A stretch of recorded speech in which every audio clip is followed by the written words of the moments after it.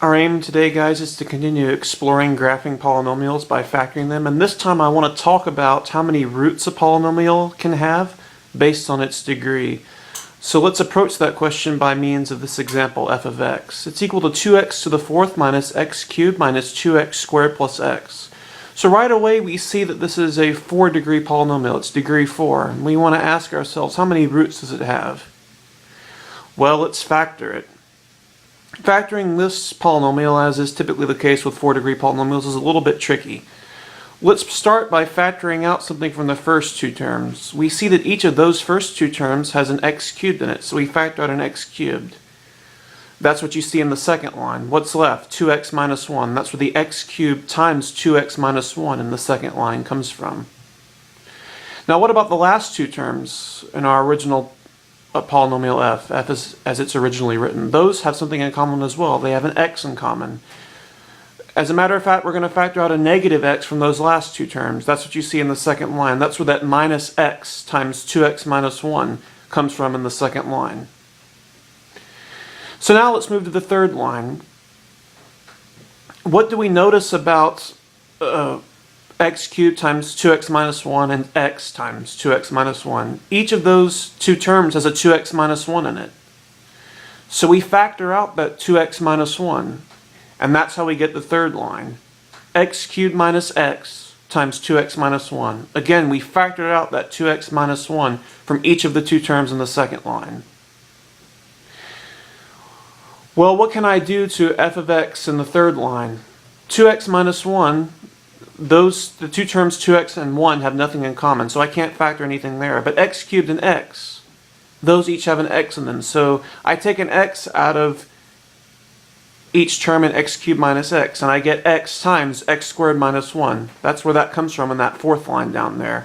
So now I've gotten it all the way to f of x equals x times x squared minus 1 times 2x minus 1. 3 terms.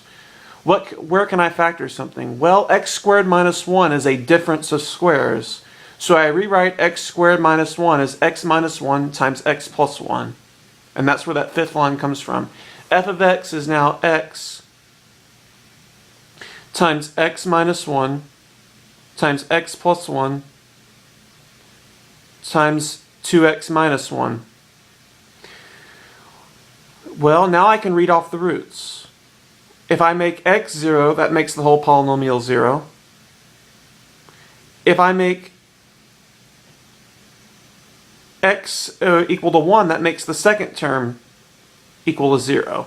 If I set x plus 1 equal to 0, I get that x equals negative 1. And if I set 2x minus 1 equal to 0, I solve for x and get x equals 1/2. So this polynomial has 4 roots. X equals 0, x equals 1, x equals negative 1, and x equals 1/2.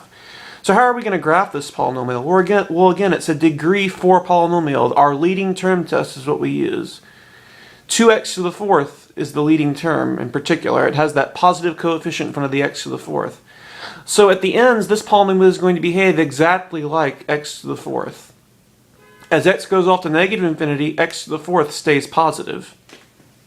So at the left end, the polynomial goes up toward positive infinity. Same at the right end. So at the left end, it's going to be coming down and crossing that x-axis at x equals negative 1, our first root, the root furthest to the left. It's going to keep going down after x equals negative 1. It's going to bottom out at some point after negative 1 and then start coming back up again. And it's going to cross that x-axis again. Where? At our next root, x equals 0. Now it's going up. It's going to keep going up, going to peak somewhere in between x equals 0 and x equals 1/2, our next root. And it's going to come back down and cross the x-axis again at x equals 1/2.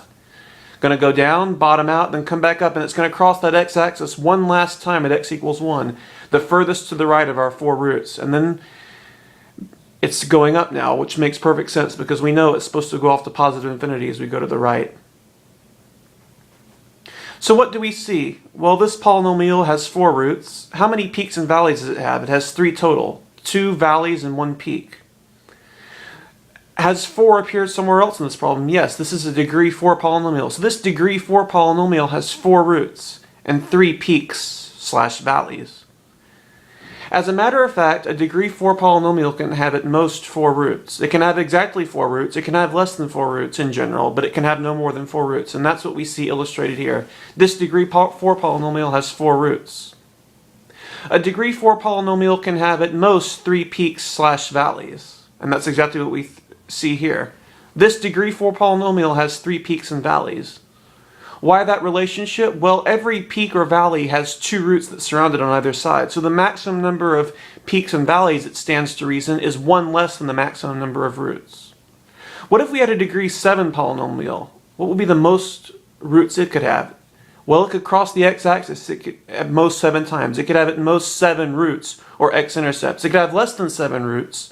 It could have 5 or 3 or 2 or 1 or 0. But it could have at most 7 roots or x-intercepts. How many peaks and valleys could it have? It could have at most 6 peaks and valleys. In general, if you have a degree n polynomial, it can have at most n roots, n x-intercepts. So imagine a degree 100 polynomial. That polynomial could cross the x-axis up to 100 times. It could have up to 99 peaks and valleys. Does that mean every degree 100 polynomial has 100 roots? No, look at the polynomial g of x I've written up there on top of the board. It's equal to x to the 100th plus 1. What does that look like? Well, we know that x to the n for n even looks more or less parabola shaped. So x to the 100th plus 1 is just a parabola shifted up by 1. It's the one root that a parabola has is destroyed, so to speak, when we add that 1. It moves it up above the x-axis entirely. So x to the 100th plus 1 has no roots. So I'm not claiming that a degree n polynomial has to have n roots. I'm saying that it can have at most n roots. It may, like x to the 100th plus 1, have no roots at all.